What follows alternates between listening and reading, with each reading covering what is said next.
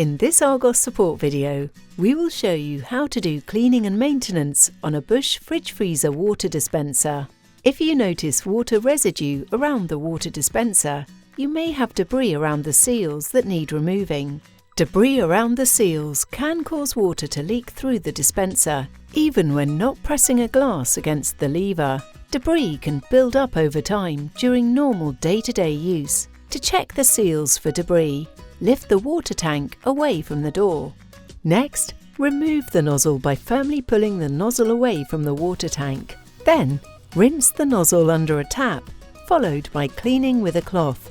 Use a cloth to clean the inside of the water tank gasket. Once cleaned, refit the nozzle by pushing it into place. Use a cloth to wipe around the seals on both the tank and door. Ensure they are cleaned thoroughly before refitting the water tank. Ensure that the water tank is pushed firmly back into place so that the seals do not have any gaps. If you require further help with your fridge freezer, please visit argos-support.co.uk.